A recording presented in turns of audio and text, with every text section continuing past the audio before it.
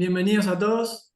Gracias por acompañarnos en este nuevo webinar que tratará sobre nuevas tendencias de resguardo patrimonial y que estará a cargo de Martín Galesio, abogado, socio en estudio Galesio de Ratagán, especialista en Derecho de Familia y magíster en Derecho Empresario de la Universidad Austral, y Camila Ayestarán, abogada, socia en estudio Taliercio y Asociados y magíster en Derecho Empresario de la Universidad Austral.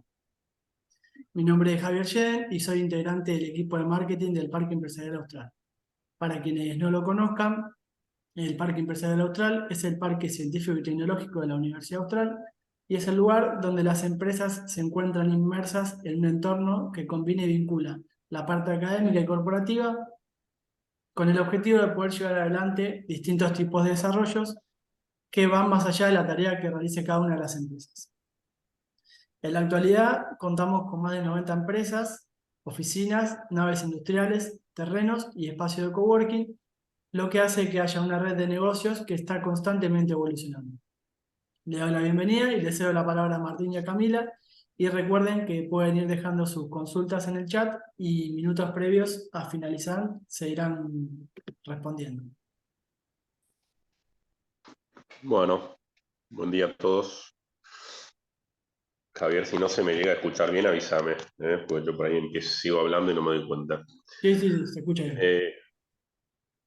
Bueno, lo que teníamos pensado hablar, el título de la charla era Nuevas tendencias de resguardo patrimonial, ¿no?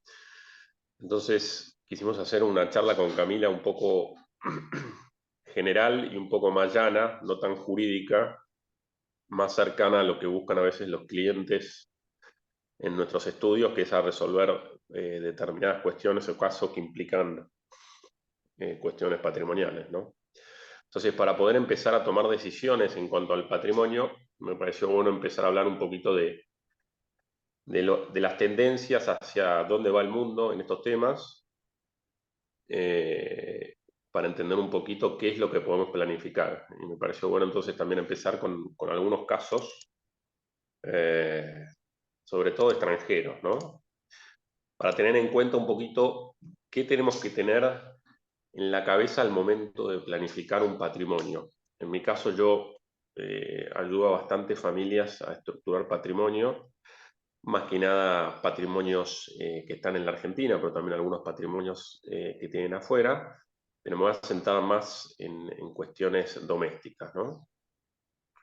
Hay dos casos que me parecen interesantes y que los quería compartir con ustedes, que pueden ilustrar algunos temas que los que tienen que tomar las decisiones, en el momento de tomar esa decisión no lo tuvieron en cuenta y luego les jugó en contra al momento de planificar su patrimonio. Hay un caso en Estados Unidos que se llama el caso Sterling Family, que era un matrimonio que era dueño de una franquicia de un club de la NBA, Los Ángeles Clippers, y en Estados Unidos la mayoría de estas estructuras son trust, que son fideicomisos, son prácticamente iguales el fideicomiso argentino y el trust americano, se basa en el trust americano el fideicomiso. Y este matrimonio, el matrimonio Sterling, tenía este club adentro de un trust. La cuestión es que el señor Sterling, David Sterling, tenía un amante, una mujer afroamericana, y bueno, en un encuentro que tuvo con esta mujer la estaba grabando, y él realizó comentarios racistas. Lo que pasó fue que eso salió a la luz. Imagínense, en la NBA el 98% de los trabajadores, jugadores, todos son afroamericanos, o negros, como quieran ustedes, y por eso es políticamente incorrecto. Pero de alguna manera, cuando esto sale a la luz, es un escándalo los comentarios racistas de esta persona, y en la NBA obliga ¿cómo se llama? A vender el club a David Sterling. De alguna manera se lo sugiere, ¿no? Porque no tenía una obligación. Pero ¿qué es lo que pasaba? El trust estaba estructurado de una manera donde los administradores del trust, que eran los trustees, que acá son los fiduciarios, eran el matrimonio, el marido y la mujer. y por lo tanto el marido no quería vender y la mujer sí quería vender. Entonces no podían porque había un empate y el trust estaba redactado de tal manera que no había estipulado la manera de desempatar, ¿no? Entonces esta mujer astuta le tendió una trampa al marido y en una cena en su casa llevaba a un médico, no me acuerdo bien cuál había sido la trampa, pero el médico cuando salió sacó el recetario y dijo, este hombre es incapaz. Con ese movimiento, digamos, con esa certificado médico, lo corrieron a David Sterling y la primera oferta que le llega para comprar la NBA, para comprar Los Angeles Clippers, lo vende la mujer sola, porque lo había corrido al marido por algo tan sencillo como un certificado médico, ¿no? Entonces acá lo que falló en la estructuración del patrimonio y en la planificación, porque muchas veces las maneras de entrar en los patrimonios ajenos, cuando están mal estructurados, es a través de la incapacidad de aquellos miembros del fideicomiso del trust. En este caso lo declararon incapaz a este hombre, David Sterling, y lo corrieron. Él era también beneficiario del fideicomiso, por lo tanto, cuando se vendió, recibió su parte. Incluso este matrimonio, lo más gracioso es que no se divorció y continuó juntos, y siguieron haciendo otros negocios por otros lados. Pero bueno, fíjese la manera de resolver esta cuestión a través de la capacidad o la incapacidad. Entonces, al momento de firmar un contrato, un trust en Estados Unidos, un fideicomiso acá, tenemos que tener en cuenta muchos aspectos, ¿no? Uno es, ¿qué va a pasar si una de las personas es declarada incapaz o se enferma?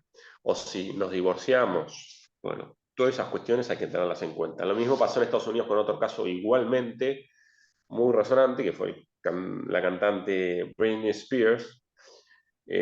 Fue declarada incapaz y durante 10 años el patrimonio fue manejado por su padre, que fue quien le hizo el juicio de incapacidad allá en Estados Unidos, y fue el curador durante 10 años.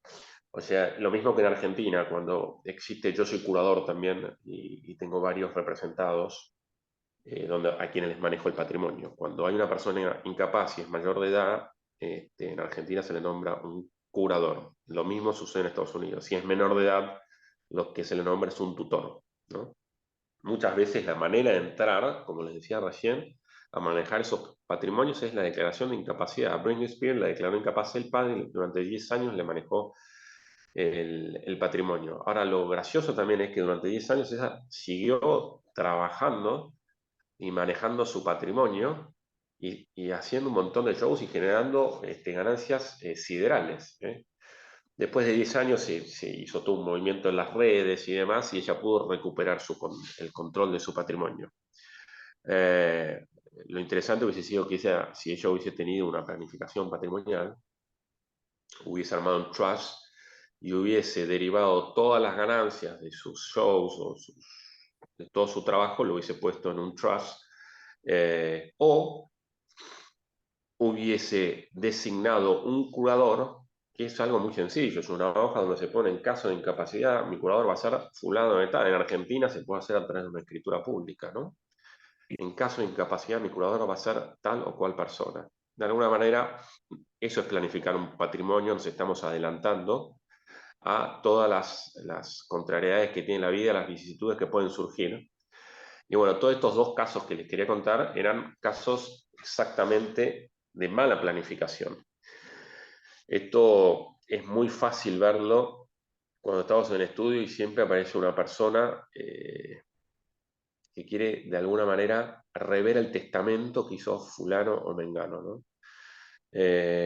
Cuando las personas mayores están muy solas y si no tienen hijos, y bueno, siempre se acerca gente que por ahí los últimos 20 años no se acercó y los últimos años se acerca, y bueno, y después viene un testamento que vienen unos sobrinos políticos o algo, le dice, che, pero esta persona, bueno, de vuelta, la capacidad del testador, otra de las herramientas de planificación que existe en Argentina es el testamento, es el más básico de todos, es una foto, pero otra vez hay que tener en cuenta y va a ser atacado la persona que testó a través de la capacidad o la incapacidad.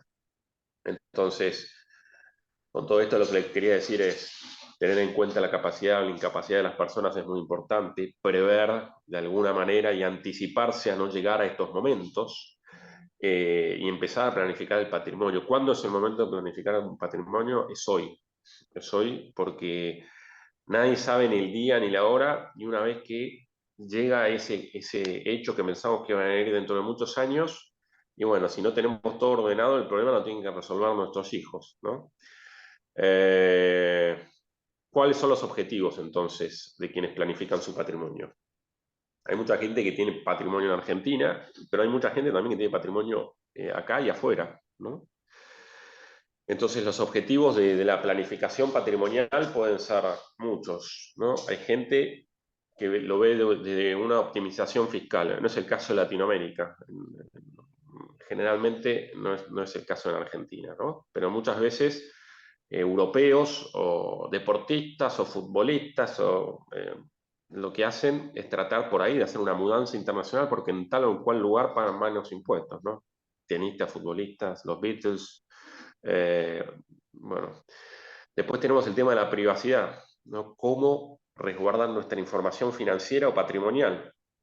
Muchas veces hay gente que no quiere que los terceros sepan cuál es mi patrimonio, dónde está guardado, de qué manera está estructurado. Entonces, ese es un objetivo también para planificar nuestro patrimonio. ¿De dónde hay seguridad jurídica tal que si yo tengo un problema, sé que los jueces no son jueces que están designados políticamente o van a tener intereses o van a responder a algún interés que no sea jurídico? Bueno, ese es otro objetivo, ¿no? Hay un montón de países que tienen una seguridad y hay muchos otros, seguridad jurídica, hablo, ¿no? Que no. Entonces, esos son objetivos que tenemos que tener en cuenta para ver cómo estructuramos nuestro patrimonio y por qué lo queremos estructurar. Porque muchas veces piensan, yo tengo un amigo abogado que me dice, bueno, pero ¿qué te ahorras en impuestos? Y bueno, por ahí ahorras un poco, más o menos, pero no solo la optimización fiscal es lo que tenemos que tener en cuenta al momento de planificar. También hay ventajas fiscales, ¿eh? Después tenemos protección frente a terceros, si tenemos acreedores, si tenemos una profesión de riesgo, si somos un cirujano y nuestro seguro laboral no es tan importante y nada, y puede pasar que tengamos una mala praxis.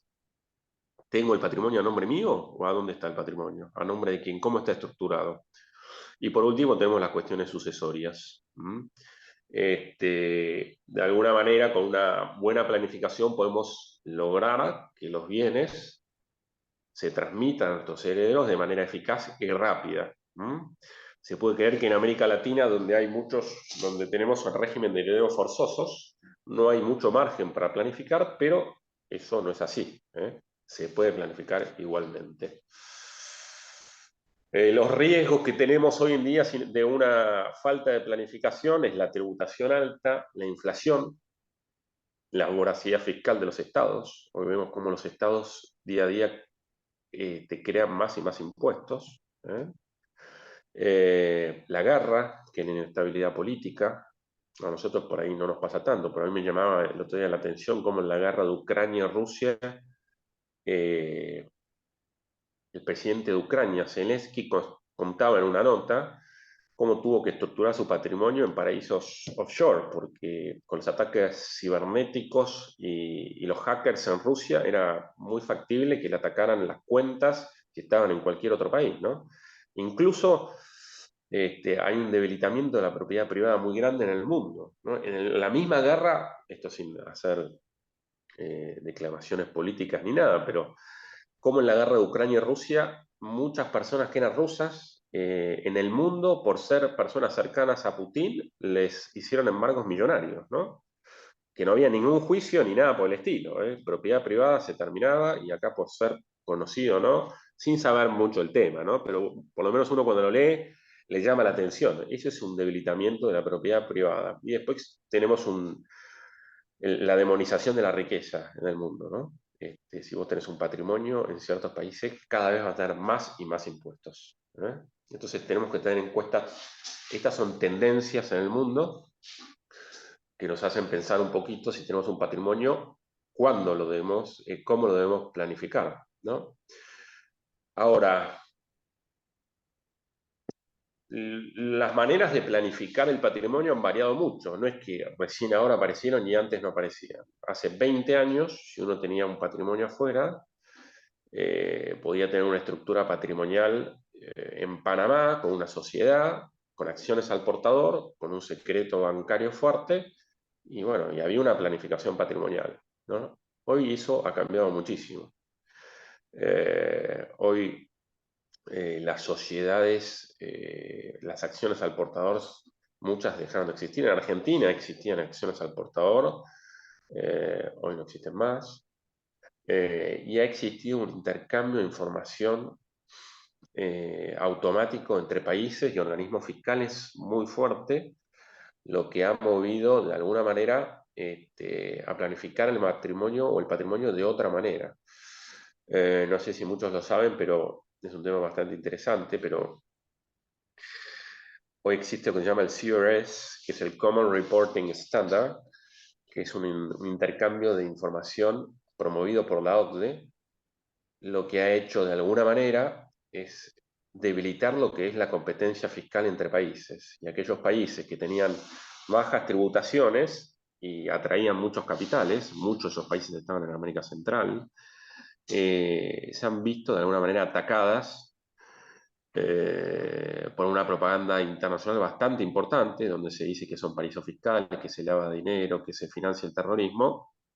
Y lo que se ha logrado es que muchos, en un resumen lo hago, ¿no? Porque es un tema bastante amplio, muchos de esos países han mermado un poco la atracción que tenían, la siguen teniendo todavía, porque tienen una seguridad jurídica importante, porque tienen una protección de la privacidad importante, pero muchos han dejado de invertir o tener vehículos estructurados en Caimán o en no sé, en BVI, y otros lugares, y se han ido a Estados Unidos, que hoy se ha transformado en el nuevo paraíso fiscal, ¿no?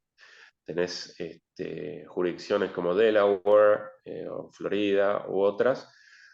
Estados Unidos es el único país que no ha firmado el CRS, por lo tanto no tiene intercambio de información automática con muchos países. Entonces mucha gente ha llevado sus estructuras y sus cuentas a Estados Unidos. Estas son, para explicar un poquito cuáles son las tendencias internacionales, ¿no? Es un tema bastante amplio este. Pero bueno, y otra tendencia internacional es, antes había un sistema tributario más territorial y hoy, sobre todo en América Central, hoy hay un sistema tributario de renta global. Se tributa por lo que generas en tu país y lo que tributas afuera. Por lo tanto, todas estas cuestiones se tienen que tener en cuenta al momento de estructurar el patrimonio. Esto a nivel internacional un poquito. A nivel nacional y más doméstico, ¿cómo podemos nosotros estructurar nuestro patrimonio en Argentina? Bueno, lo que se conoció siempre de alguna manera y por cuestiones sucesorias, cuando nos vienen a ver los clientes, y yo les cuento que les puedo realizar un fideicomiso de planificación patrimonial y adelantar de alguna manera lo que va a ser arreglar su sucesión para el día de mañana y no hacer una sucesión. Mucha gente no lo puede creer, dice, me repiten varias veces, pero ¿cómo no hago la sucesión entonces? No, existe un fideicomiso de planificación patrimonial que lo que se puede hacer en vida, esto Cami va a hablar un poco más, es firmar un contrato para transmitir, les tendría que hablar un poquito de fideicomisos, ¿no? Pero de fideicomisos a grandes rasgos funciona de esta manera. Una persona que se llama fiduciante transmite bienes a otra persona que se llama fiduciario, que es un administrador de bienes, para que, acaecida una cierta condición o plazo, transmita esos bienes a un destinatario final que se llama fideicomisario. Ese fideicomiso puede durar 30 años como máximo, y durante toda esa vida, si es una casa que yo transmito al fiduciario y si está en alquiler, esos son frutos. Esos frutos se van a repartir entre los beneficiarios. Hay 4 figuras entonces: el fiduciante, fiduciario, beneficiario, fideicomisario.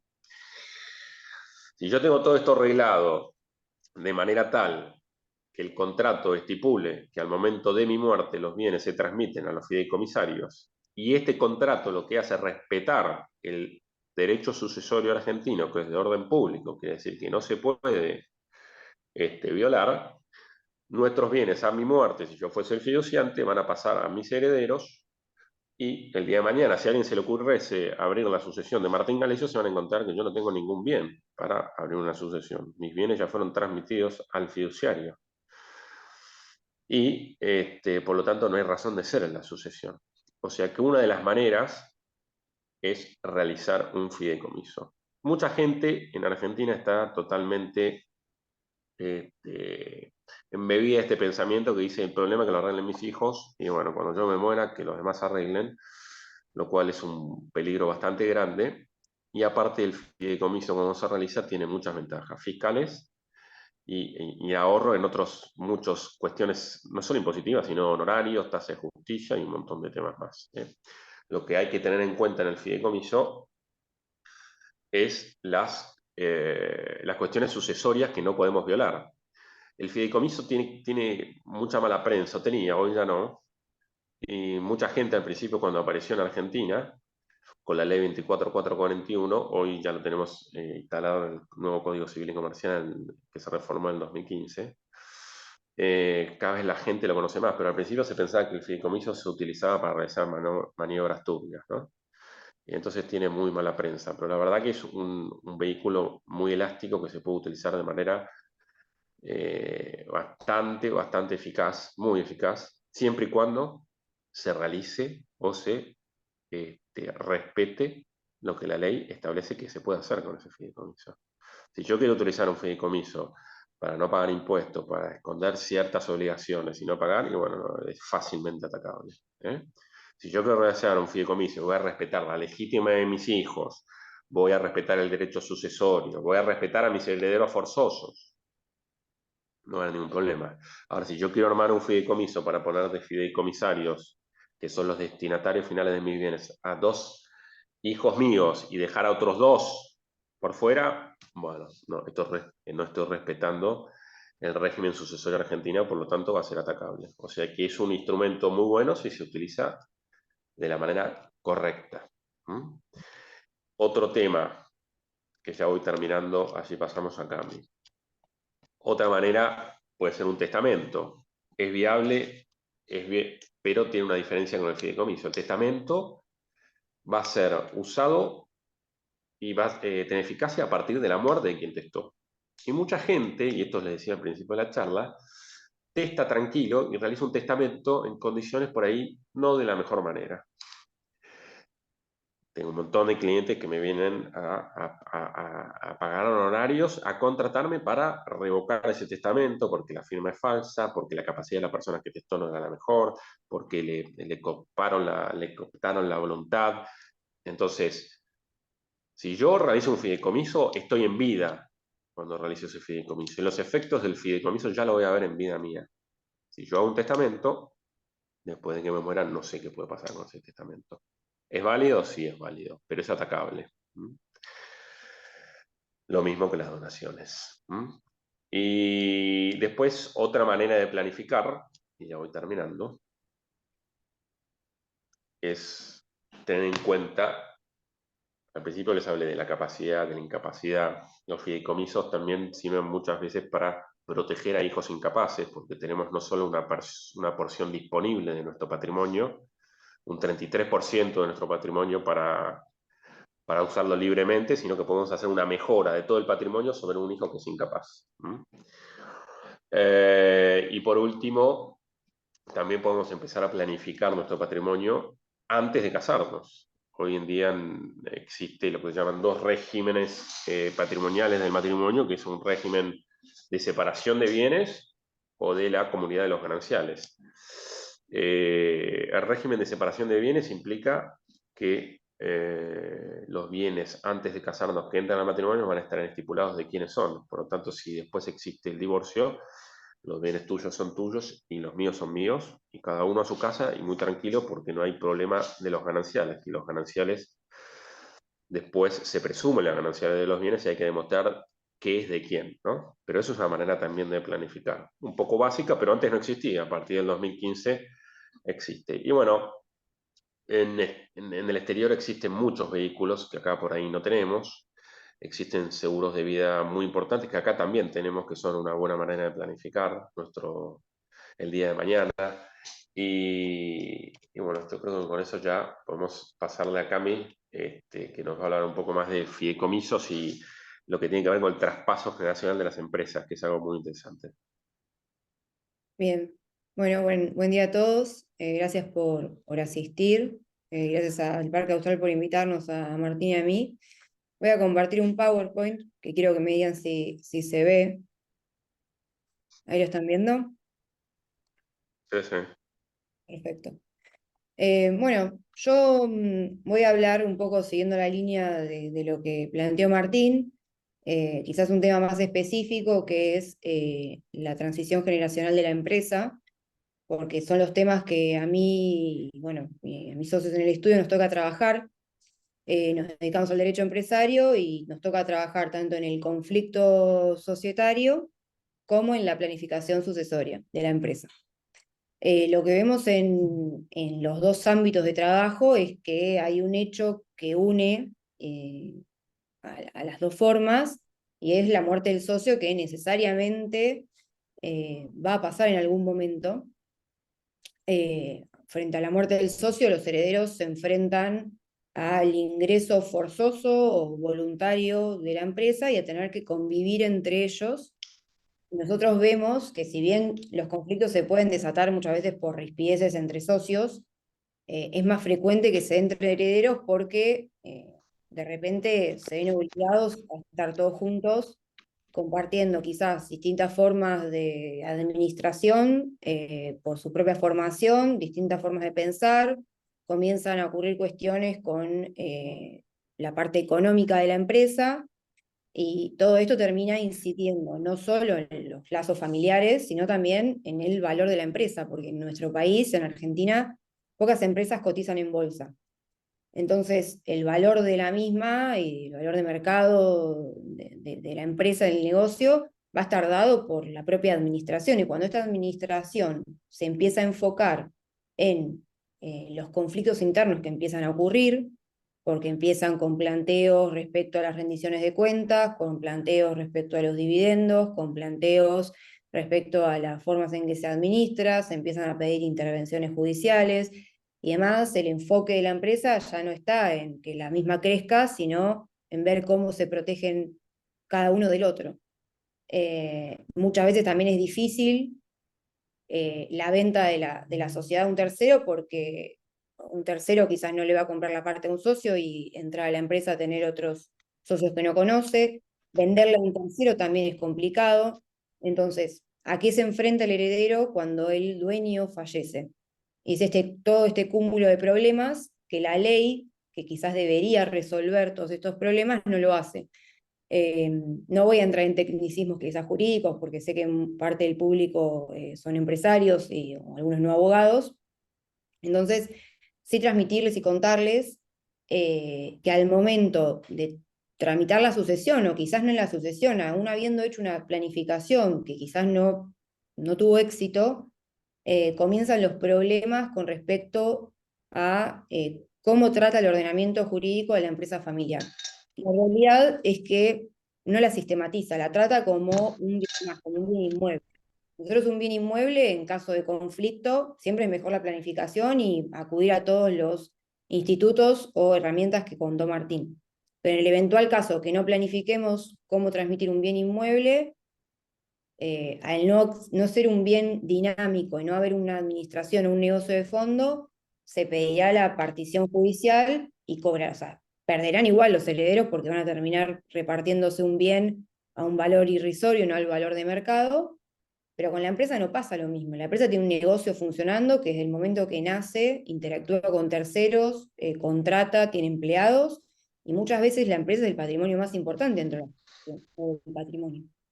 Entonces, en lo que respecta a la empresa familiar, el derecho no la trata de manera sistemática. A la muerte del socio dentro de la empresa, tampoco está tratada de manera diferenciada, sino que, como le dije, es un bien más. La ley de sociedades, que tendría que ocuparse de este tema, tampoco da un tratamiento que alcance para resolver los conflictos. Al contrario, es como que la ley genera un escenario para, de alguna manera, maximizar el conflicto societario. Tanto si bien la sociedad anónima, o sea, las estructuras básicas bajo las que se estructura la empresa, acá en Argentina son la sociedad anónima, la SRL, ahora tenemos la SAS, que en algunas provincias no están operativas actualmente. Eh, la pauta dentro de la sociedad anónima es que todos los herederos pueden ingresar y está discutido si las cláusulas de prohibición de ingresos son válidas o no. Pues tenemos en la SRL que nos regimos por la autonomía de la voluntad, pero cuando no existe o hay silencio por parte del estatuto, es un problema dentro de la sucesión. En la parte procesal, y es el momento en que empiezan los herederos a ejercer los derechos, se genera todo un vacío legislativo con respecto a qué requisitos nos va a exigir el juez para poder ejercer los derechos. Entonces, todo este tiempo que se tarda en pasar las acciones o las cuotas sociales por medio de la sucesión, es tiempo que aprovecha el que tiene la empresa en su poder para de alguna manera perjudicar a los otros herederos. Entonces, bueno, decimos, no quiero enfrentarme a todo esto, ¿qué herramientas tengo y cómo puedo planificar? Nosotros lo que vemos en la práctica es que quizás el empresario, si bien siempre tiene en la cabeza el hecho de, bueno, ¿quién va a continuar mi negocio? ¿Quién va a continuar la empresa? Lo hacen desde el lado de la gestión. Entonces se preocupan por hacer esto de buscar el sucesor, prepararlo, que se forme, tenerlo quizás como mano derecha y poder hacer esta transición de empezar a despegarse de la empresa. Se piensa quizás en hacer el análisis FODA del negocio, en reubicar a los herederos dentro del organigrama, en establecer metas a corto, mediano y largo plazo. Eh, Más desde la cuestión, desde el aspecto del estudio psicológico, sociológico y de la administración de empresas. Pero necesariamente una planificación patrimonial que tienda es que el objetivo es decir, bueno, yo quiero decidir y programar mi herencia, no quiero que esto quede en manos de un juez o de terceros que terminen decidiendo sobre el negocio, sobre los herederos y sobre lo que era mi patrimonio. Tenemos que pensar desde un aspecto jurídico y económico que apoye esa planificación de la gestión. ¿Por qué? Porque muchas veces vemos que se hacen planificaciones que tendieron a buscar al sucesor y volcaron quizás algunos aspectos en algún protocolo de familia que jurídicamente no es válido. Entonces se tiende a buscar, a proteger las cuestiones morales, a decidir quién va a administrar y qué título tiene que tener, pero no se busca proteger todo esto. Entonces, ¿con qué nos encontramos? Yo les voy a poner algunos ejemplos para que ustedes lo bajen a tierra. Casos de planificaciones patrimoniales en las que se buscó el sucesor, pero la forma jurídica que se utilizó no fue la que sirvió porque terminó existiendo el conflicto igual. Acá en el estudio nos toca trabajar aún, en un conflicto societario en una sociedad anónima, en donde el padre, teniendo el sucesor, se dedicaban a vender insumos sueros, una empresa que hoy está valuada en 30 millones de dólares. El padre se ocupó de buscar al sucesor y su hijo durante la vida del padre lo ayudó a hacer crecer la empresa. Como forma jurídica de transmisión de la herencia y saltear la sucesión, puso las acciones a nombre de los hijos, pero no lo acompañó con ningún instrumento jurídico. Entonces, cuando el padre falleció, los hermanos, quizás por celos, o todas estas cuestiones emocionales que inciden mucho en todas las cuestiones de planificación patrimonial, porque a veces la necesidad de planificar es para evitar esto, que las cuestiones emocionales incidan en lo patrimonial. Los hermanos, quizás viendo que el hermano había trabajado a la par del padre y que ellos no, que había crecido económicamente y ellos no de la misma manera, teniendo la mayoría dentro de la empresa, eh, lo, eh, lo removieron como administrador, porque el director estaba integrado por los 4 hermanos, lo removieron como administrador, lo echaron como gerente de producción y anualmente decían no distribuir ganancias. Entonces, algo que el padre pensó que estaba resuelto porque tenía el sucesor, porque la forma jurídica de su planificación fue dejarle ya en cabeza de los hijos las acciones, terminó hoy en un conflicto societario que ya lleva 5 años, por justamente no tener protegido las pautas de la administración, tener protegido a quien queremos que sea el sucesor de la empresa realmente respecto a la administración, por no tener contempladas políticas de distribución de dividendos, por no tener establecido quién iba a integrar el directorio sin que puedan removerlo. En otro caso similar, una SRL, también el padre pensó en su hijo varón para que sea el sucesor del negocio. No organizó ningún traspaso en vida, lo único que hizo fue poner en una cláusula en el estatuto de la SRL en donde al momento de su fallecimiento sea la próxima reunión de socios, que es una cláusula muy habitual en las SRL, sea la próxima reunión de socios la que resuelva el ingreso o no de los herederos. La sociedad estaba formada por él y por su esposa y además tenían otro patrimonio. Al momento de que fallece, en connivencia la madre con el hijo varón, quisieron de alguna manera echar a las 2 otras herederas que eran las hermanas mujeres. Bueno, no le salió bien, comenzó el conflicto societario que hoy continúa y está finalizando, pero otra vez vemos cómo se repite que habiendo elegido el sucesor y teniendo a la persona que podía continuar el patrimonio, por una cuestión de no apoyarse en una estrategia jurídica, termina cayendo y todo esto genera gastos, porque entrar en discusiones, en pleitos judiciales, si vos planificaste algo y probablemente ya le pagaste a alguien para que piense cómo reorganizar la empresa, pero no te apoyaste en lo jurídico, todo esto termina siendo después no solo un desgaste emocional, que muchas veces trae enfermedades a los socios por el desgaste y el tiempo que pasa, sino también una cuestión económica, el gasto que todo esto genera, sumado a la pérdida del valor patrimonial de la empresa. En este caso, por ejemplo, al tener otro patrimonio, porque no era solo esta empresa la que tenía, sino que tenía otro negocio también relacionado con el puerto, y tenía bienes inmuebles, podría haber tomado la totalidad del patrimonio para realizar compensaciones y decidir qué dejar a cada hijo para evitar esta pelea después de distribución de bienes y qué se queda cada uno. Porque también nuestro derecho, como les decía, o sea, no tiene en cuenta la empresa familiar como un bien diferenciado. Entonces, los herederos van a recibir el todo. El hijo que se dedica a la actividad de la empresa no va a recibir la sociedad y el otro heredero va a recibir un inmueble. Todos reciben el todo en la medida que yo no haya planificado nada.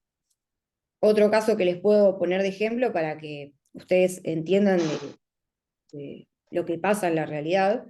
Una empresa que se dedica a la venta de helados, la forma de planificación que usaron, tenían varios sucesores. O sea, la idea era que cada uno tenga independencia y maneje su negocio. Entonces los abuelos, ¿qué hicieron? Pensaron en dejarle a cada hijo o a cada nieto un inmueble en donde funcionara el fondo de comercio y cada uno recibiera el helado de la fábrica.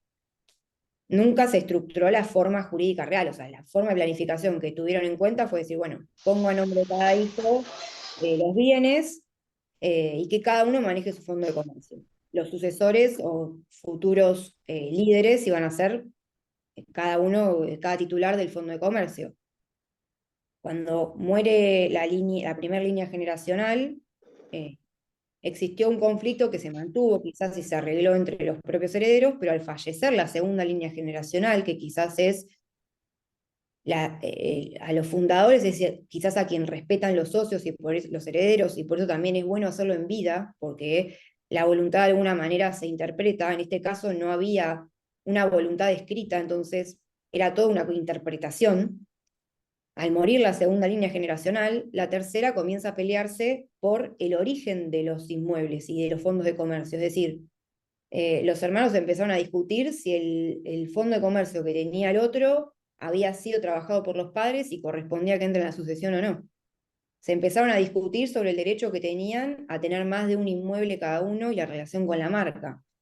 El vínculo con la fábrica. Bueno, todo esto llevó a un conflicto entre 9 primos más parte de la segunda línea generacional que todavía no había fallecido, que todavía continúa el conflicto, pero estoy hablando de empresas que crecieron y que están sólidas al momento de que los conflictos empiecen y que por cuestiones de la herencia se empiezan a desmembrar y se empieza a ver cómo se perjudica a nivel patrimonial. Entonces, ¿cómo hago para evitar esto? Nos toca trabajar también, como les dije, en la planificación sucesoria. Y vemos cómo, estando al punto de ingresar en un conflicto societario, muchas veces logran advertirlo. Nos tocó ahora terminar una planificación en una empresa que produce en papa, en donde el padre, y muchas veces es esto, a veces desde la ignorancia de los aspectos jurídicos queremos hacer cosas que transgreden las leyes. Entonces, armar una planificación con un protocolo muy lindo, pero que cuando lo quiero ejecutar, primero no me sirve porque no es válido jurídicamente, y después, si sirviera, me llevé puestas todas las normas del ordenamiento jurídico, la realidad es que no me va a servir. Entonces nos vino a ver una chica que era como la sucesora de esta empresa que producían papas. Justamente, si bien iba a ser la sucesora, ella su miedo era sus hermanas, porque veía que el padre estaba tomando decisiones que eran totalmente arbitrarias. El padre, como la empresa la quiso fundar para las 3 hijas, dijo, bueno, no quieren trabajar las 3 acá y 2 se fueron, yo lo que voy a hacer es armar otra estructura, otra sociedad a la que voy a volcar el patrimonio y que el patrimonio se la quede mi hija que trabaja con el marido, porque en definitiva son los que vienen todos los días acá. Si hacía esto, mañana iba a ser objeto de una nulidad de la segunda sociedad armada, porque era en perjuicio a la herencia y a la legítima hereditaria, que es lo que habló Martín. Entonces, estas cuestiones nosotros tenemos que tener en cuenta que por más que queramos diseñar nuestra propia herencia, siempre tenemos límites y son los que hay que respetar y diseñar una planificación que después no raye en ser sancionada de alguna manera. En este caso que les cuento, la idea del padre era armar esto y dejar sin herencia a las 2 hijas. Bueno, cuando nos vienen a ver, logramos armar un acuerdo bajo una de las herramientas que yo les voy a contar más adelante, que prevé el Código Civil y Comercial, que les permitió regular todo lo que ellos querían sin caer en cuestiones de nulidades jurídicas. Es decir, muchas veces se confunde dentro de la empresa y es lo que genera todos estos problemas, las categorías jurídicas de dueño y propietario de las acciones, con derecho a cobrar dividendos, la posibilidad de administrar y cómo se apalanca ese derecho, si es obligatorio o no para uno de los herederos ocupar el cargo de director, cómo va a cobrar los honorarios, y otra categoría jurídica es la de empleado, que cobrará un sueldo y que también tendrá que estar estipulado quién va a trabajar y quién no, y no deja de estar regido por las normas del derecho laboral. Es decir, si la dirección decide, que es lo que le pasó en el caso de la sociedad anónima que les conté, en definitiva todo después termina siendo parte de decisiones orgánicas. Entonces, si yo no estructuré esas decisiones orgánicas de manera que de alguna manera complementen con la ley, todo eso que pensé no lo voy a poder implementar. Entonces, lo que pasa es que viene en la práctica y nos dicen, bueno, yo voy, trabajo y genero las ganancias, ¿por qué le tengo que dar ganancias a mi hermano? Y viene del otro lado el hermano que es accionista y dice, yo no estoy en la empresa, pero tengo un derecho a cobrar, ¿por qué no me dan mis ganancias? Entonces, acá se confunde, y lo que suele como ser el germen del conflicto societario, el derecho a la propiedad, el derecho a administrar y el ser empleado, y cómo cobra cada una de esas categorías. Si bien la ley nos estipula de qué manera funciona, nosotros con un acuerdo que lo complemente podemos estructurarlo y proteger a los futuros herederos. Tenemos un caso en el que nos tocó trabajar también ya con una planificación armada que fue pasible justamente de una nulidad jurídica. El caso se llama Cardenó, lo digo porque es público, entonces no hay un problema ni una cuestión de confidencialidad. La planificación se armó no por nosotros, sino estaba armado de antes, con la estructura de los fideicomisos. Y un poco esto que dice Martín. La gente piensa que el armar un fideicomiso ya es una situación de ilegalidad.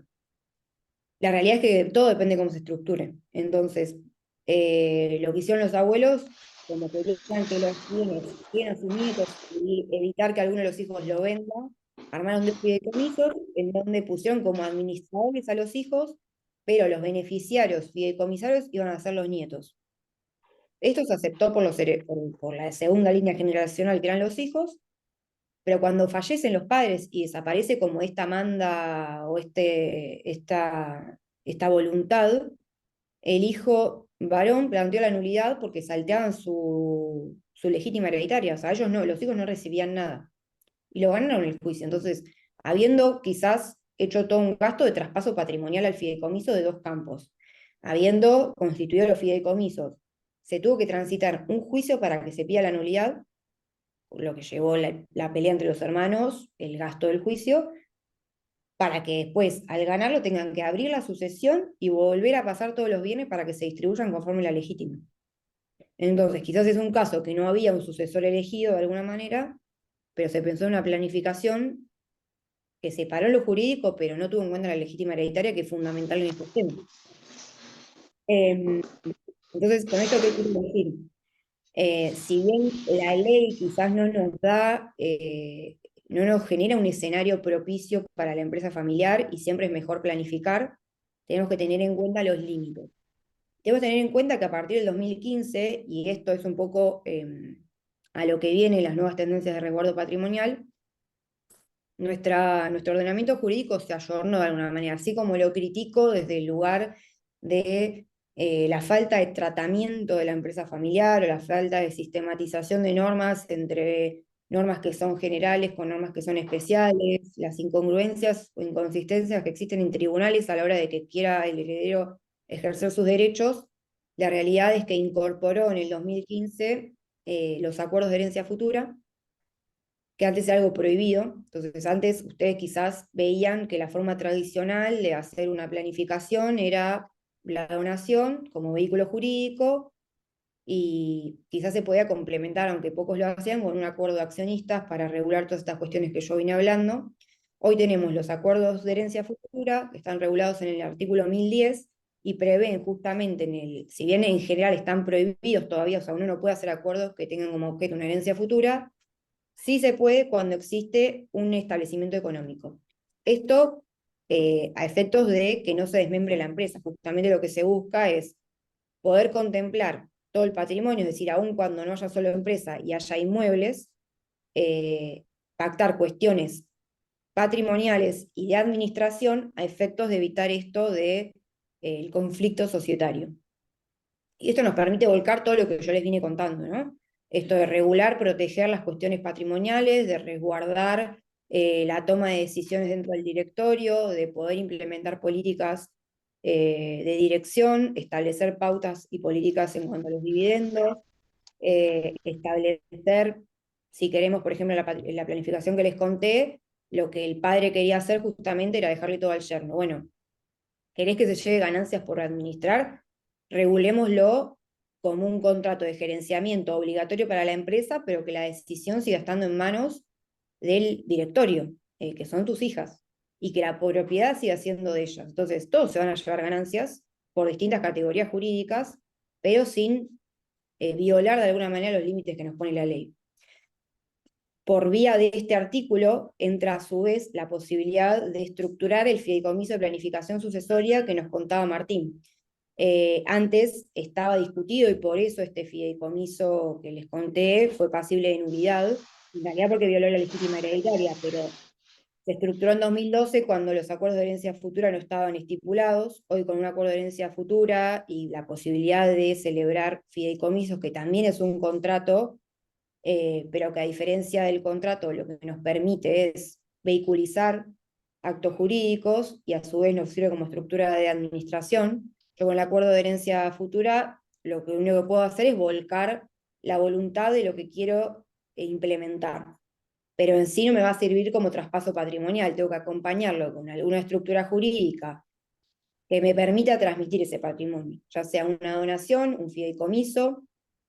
En el caso del fideicomiso me va a servir, a diferencia de la donación, como frasco del patrimonio. Es decir, yo la donación tengo que transmitírselo a alguien más, que va a ser el que va a tener en cabeza el patrimonio. En el caso del fideicomiso, lo que puedo hacer es utilizarlo como forma de administración. Es decir, opera o funciona fiscalmente como una sociedad, con la única diferencia que es más flexible, como comentó Martín. La sociedad, para ingresar patrimonio, para generar ingresos o egresos de socios, yo tengo que realizar aumentos o reducción de capital o venta de acciones. El fideicomiso funciona como un contrato, entonces yo puedo permitir que ingresen y egresen personas y patrimonio. Nos tocó trabajar una planificación en donde la familia tenía una empresa, pero además tenía otros negocios.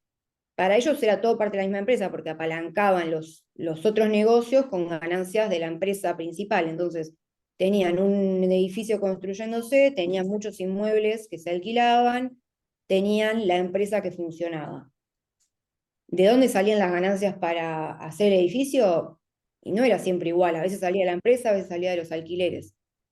El dueño de la empresa tenía una enfermedad terminal, entonces lo que hicimos fue armar el fideicomiso para que empiecen a transmitir bienes, eviten la sucesión y que el fideicomiso, como todavía tampoco tenía resuelto qué le iba a quedar a cada hijo, el fideicomiso sea la estructura que administraba todo el patrimonio y que después volcaba las ganancias de la empresa o de los alquileres en la construcción del edificio.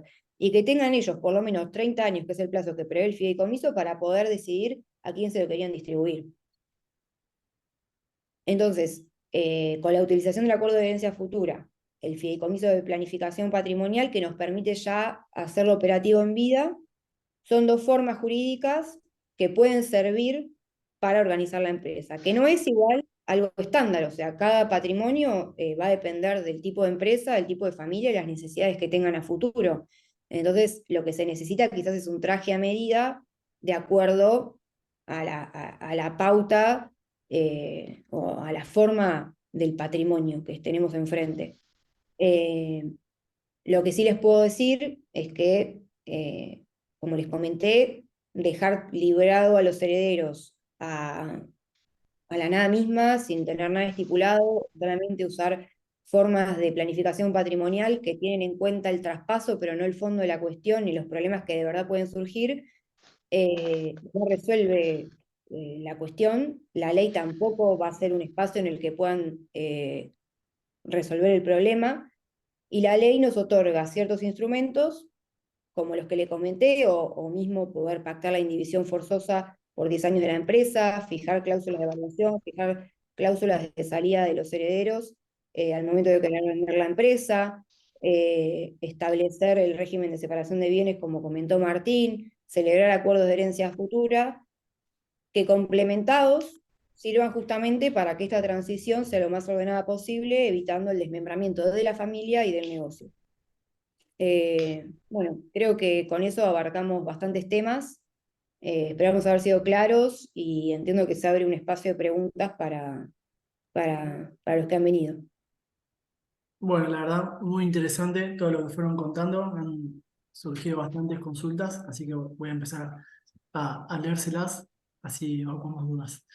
Acá nos consultan, bueno, la mayoría creo que piensa que para tomar estos recaudos es necesario ser supermillonarios, porque suele ser muy caro en proporción al patrimonio los honorarios de buenos profesionales. ¿Cómo ven ustedes esto? ¿Qué costo tiene poder llevar adelante una estructura jurídica del tipo que hablar? Yo mínimamente, después, bueno, Cami dirás vos también. Yo cuando hablo con los clientes o hablamos en el estudio, todos tienen el mismo miedo, ¿no? El problema es que cuando digamos, la persona se muere y los costos los pagan los hijos, ellos no se enteran, ¿no? Entonces hay que pagar honorarios de abogados y, no sé, te podés gastar, no sé, un abogado por una sucesión sin entrar en detalle de los costos. Un abogado te puede cobrar 5 y más por ciento del valor real de los bienes que entran en la sucesión, ¿no? Estructurar una planificación vale mucho menos.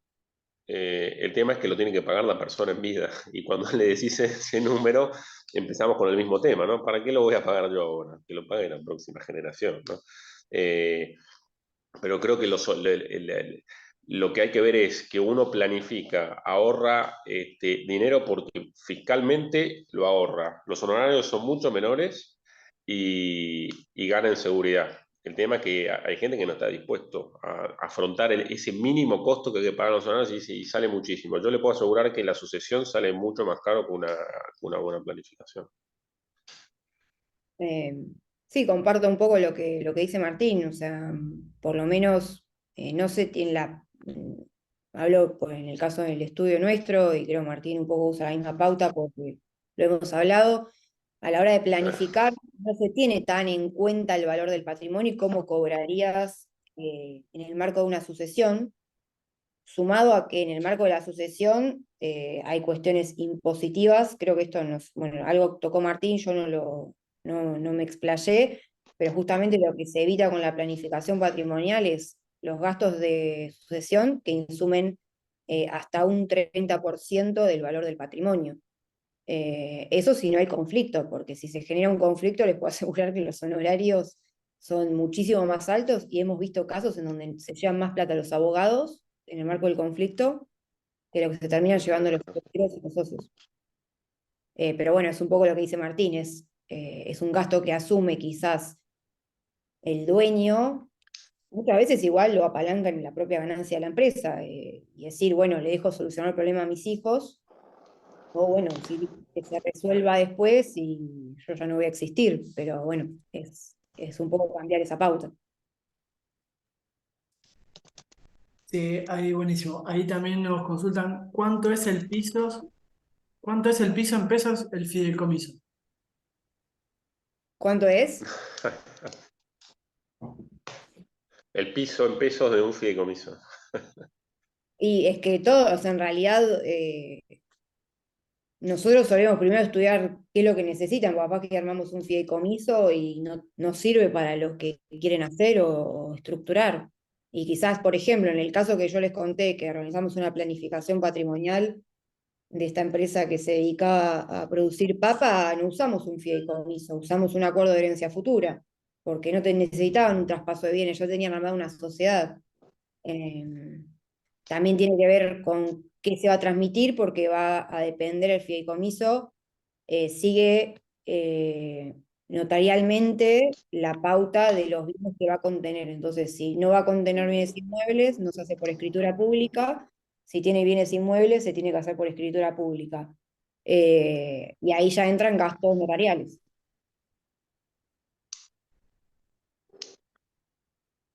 Buenísimo. Bueno, ahí tenemos otra pregunta.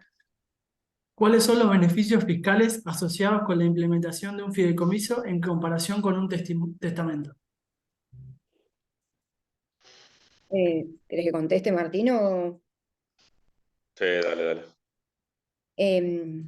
En sí, o sea, el testamento va a requerir, o sea, en sí el testamento lo que necesita es la apertura de la sucesión. Entonces ya tenés el gasto de sucesión para después implementar ese testamento, que va a depender de, bueno, el honorario que te cobren por hacerlo y si lo vas a hacer ante escribano o no. En el caso o sea, tenés que hacer ante escribano y lleva el gasto notarial, que eso va sumado quizás al honorario de los letrados. En el caso del fideicomiso, como te dije, va a depender de cómo se estructure y cuál sea el patrimonio que tengamos delante, para ver de qué manera es necesario armarlo. Si armás el fideicomiso para implementarlo en vida, evitás abrir la sucesión, que tenés este 30% casi del valor del patrimonio, eh, y te vas a ahorrar también, quizás, dependiendo a quién le querés transmitir los bienes, cuestiones impositivas de la implementación. Es decir, en el caso que les conté de la planificación que armamos, en donde tenían muchos negocios, aunque era toda una misma empresa, si todo el patrimonio iba en cabeza de los herederos, por medio de una donación, por ejemplo, no resistía fiscalmente que siguieran tributando como monotributistas, tenían que ser todos responsables inscriptos. Entonces dijimos, para eso que una sola estructura sea responsable inscripta, que era el fideicomiso, y tribute todo el fideicomiso. A través de todo un estudio, que ya ahí también entra una cuestión de contable y fiscal, llegamos a esa conclusión, pero bueno, fue a partir del estudio de ese patrimonio. No todos necesitan lo mismo, entonces capaz que si yo quiero hacer un fideicomiso y en realidad vos ya sabés a quién le querés dejar los bienes, capaz que conviene una donación, que también el traspaso de la o sea, La escritura de donación te lleva alrededor de un 2% en valor de gastos, sobre el valor de lo declarado, y te evitas tener que estructurar un fideicomiso que implica armar un contrato y todos los gastos notariales y de letrados. Y el testamento, nada, tenés que abrir la sucesión y tener todos los gastos, además de también armar el testamento. Yo creo que el testamento y la sucesión nunca son una opción, pero bueno, depende de cada caso. Buenísimo. Ahí nos pregunta Adrián, ¿se puede armar un fideicomiso para la administración de bienes familiares aunque no haya una sociedad, sea solo el patrimonio y los sueldos en relación de dependencia de los padres? Perdón, ¿puedes repetir la pregunta? Sí, Sí, obvio. ¿Se puede armar un fideicomiso para la administración de bienes familiares aunque no haya una sociedad? sí se Sí, puede. perfectamente. El administrador fiduciario, perdón, el administrador fiduciario puede ser una persona física o puede ser una sociedad. No es requisito que sea una sociedad. De la misma manera, el que entrega los bienes puede ser una persona física o puede ser una sociedad. ¿Eh? Tranquilamente. Sí, Bárbaro. incluso quizás lo confundí yo con algo que dije que es más jurídico y técnico. No se pueden hacer acuerdos de herencia futura cuando no hay empresa. O sea, yo no puedo hablar o hacer un acuerdo, y nos pasó a nosotros, eh, en ese caso se ha hecho antes del 2015, en donde tenían 20.000 hectáreas para repartirse y también los padres queriendo hacer una distribución de herencia, hicieron donaciones, pero lo acompañaron con un acuerdo. Y ese acuerdo, o sea, nunca se terminó de discutir en tribunales, se discutió solo una pequeña porción del patrimonio, porque justamente los abogados lo que dijimos es si esto lo metemos en tribunales, va a ser el costo de, de- de- de judicializar 20.000 hectáreas de campo, se va a llevar puesto a los herederos, pero ese acuerdo que hicieron los padres, si un juez lo revisaba, tenía una nulidad absoluta porque hablaban de la herencia futura. En el 2015 esto empezó a ser válido existiendo empresa. Yo lo que no puedo hacer es hacer un acuerdo que tenga que ver con la herencia futura si no hay empresa, pero sí puedo transmitir como una liberalidad y como un acto de planificación, como les contó Martín, los bienes a un fideicomiso, siempre que respete la legítima hereditaria. No sé qué dijeron de los sueldos, igual, escuchá lo que mencionaba respecto a los sueldos. No, aclaraba algo, sea solo el patrimonio y los sueldos en relación de dependencia de los padres. Eso decía la última parte de las preguntas. En realidad, siempre tenemos que tener en cuenta que el empleado, o sea, las cuestiones que tienen que ver con el derecho laboral se siguen rigiendo por el derecho laboral. Quizás exista otra forma jurídica mejor de estructurar eso que se llevan los padres, que no sea un sueldo. No sé puntualmente cómo está estructurado el patrimonio de la persona que lo pregunta, pero un sueldo en sí depende del derecho laboral y como le dije hoy, si eso no está estructurado, es una decisión orgánica en donde el directorio puede decidir despedir a un empleado como les pasó en el caso que conté y donde de repente, como es un derecho laboral y que no está hablado con un despido, eh, termina no siendo seguro eso que quise proteger. Bien. Nos preguntan si aconsejan los seguros de vida para proteger el patrimonio. Se usa poco en Argentina. Pero yo sí aconsejo los seguros de vida. ¿Eh? En Estados Unidos hay seguros importantes y es una forma de planificación. Sería para otra clase, pero para otra charla. Pero existen Eh, una clase de seguros de vida muy importantes. En sí, Argentina, dime. no, no, sí, Martín, sí.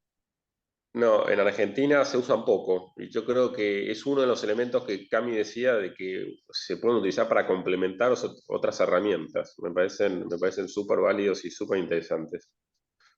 Tal cual, o sea, es una forma o una herramienta, pero que tiene que ir para mí complementado de otras, porque nos pasó en un conflicto societario entre bioquímicos, que, bueno, la ley provincial exige que las sociedades bioquímicas estén integradas por un bioquímico y que los herederos tienen que salir dentro de los 2 años, salvo que alguno sea bioquímico, habían estipulado entre los tres pagar un seguro de vida para que cuando se muera uno de ellos, sus herederos, se les pague parte de la participación societaria con el seguro de vida. Pero la realidad es que no estaba estipulado de esta manera, los herederos no querían, o sea, entendían que el seguro de vida les correspondía al margen de, de lo que de la participación societaria. Era un seguro de vida bajo, se pagaba en pesos, no estaba estipulado, o sea, no se había endosado bien, entonces sirve como complemento, pero como les comentábamos, hay un cúmulo de herramientas que se pueden utilizar y que se tienen que complementar. Una sola forma no va a solucionar todos los escenarios que se nos pueden presentar. Buenísimo, ahí tenemos una última pregunta. Dice, ¿el fideicomiso sería revocable por los acreedores del causante o deudor como acto a título gratuito? Eh, en principio, ahora cambio si querés decir. No, no es revocable por los acreedores. Lo que existe es lo siguiente. Si nosotros vamos a utilizar un fideicomiso y lo vamos a estructurar, cuando vemos que estamos por tener un problema y queremos traspasar nuestros bienes a nombre de un fideicomiso, simplemente yo había hablado con unas maneras de estructurar patrimonio, protección frente a terceros. Ahora, si nosotros lo vamos a estructurar, cuando vemos que firmamos un pagaré y no lo vamos a pagar, bueno, sí va a ser revocable por los acreedores, ¿no? De alguna manera porque el fideicomiso se utilizó en fraude a los acreedores. Pero si no, el patrimonio que yo traspasé a un fideicomiso, si la causa de la obligación de la cual ejecuta el acreedor es posterior al fideicomiso y no tiene que dejar, o sea, no tiene que haber ninguna sospecha de que yo lo estructuré para evitar con mi patrimonio hacer frente a ese acreedor, no va a tener por qué ser revocable y tampoco va a poder ser atacado porque el patrimonio no está más ya en cabeza mía, sino del fideicomiso. Si esa fue Claro, la hay que pregunta, ver, creo que entendí eso. el, la- el fideicomiso no es revocable, o sea, por ejemplo, a diferencia del testamento, el testamento como es un acto unilateral de última voluntad, es revocable. El fideicomiso lo que puede pasar es ser atacado por quizás una nulidad por haber sido estructurado o armado en fraude a alguien. Después eso será discutible, cómo se armó y si fue de verdad en fraude a alguien o no. En el caso que les conté, no eran acreedores, eran herederos, lo atacaron de nulidad y como violaba la legítima, fue atacado. En el caso de un acreedor, como les dijo Martín, desde el momento en que los bienes salen del patrimonio, porque para que nazca el fideicomiso, tiene que aceptar el fiduciario y tienen que pasarse los bienes al, a la estructura. O sea, en la medida que el dueño de los bienes no lo pase al fideicomiso, sigue siendo titular. Pasados los bienes al fideicomiso, es parte del patrimonio fideicomitido. Ahora, si hay una situación, no sé, de insolvencia, y bueno, ahí tenemos otras pautas que son los 2 años previos a la declaración de insolvencia, si ese fideicomiso se estructuró dentro de esos 2 años o no, el periodo de sospecha, hay que ver bien en qué caso de acreedor se trata, pero en principio no sería atacable.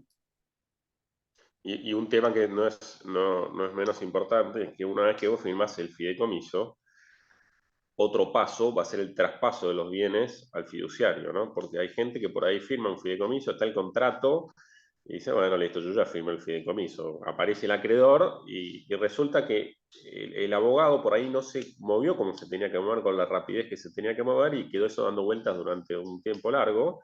Y el bien sigue en su cabeza y nunca se traspasó al fiduciario. ¿Eh? Entonces, no va a ser atacable siempre y cuando se haya firmado el fideicomiso, que es un contrato, y se haya traspasado al fiduciario. O sea que hay que tener en cuenta eso también. Bueno, no quedan más preguntas. Ha sido todo muy claro. Les agradezco a Martín y a Camila por la claridad en las temáticas y a todos los que estuvieron presentes. Y recuerden que les estaremos enviando la grabación, el link, a través de correo electrónico. Perfecto. Bueno, muchas Bueno, gracias. muchas gracias, Javier, y saludos para todos. Chao, Camila. Gracias, nos Chao, vemos. nos Gracias vemos. a todos. Hasta luego. Hasta luego.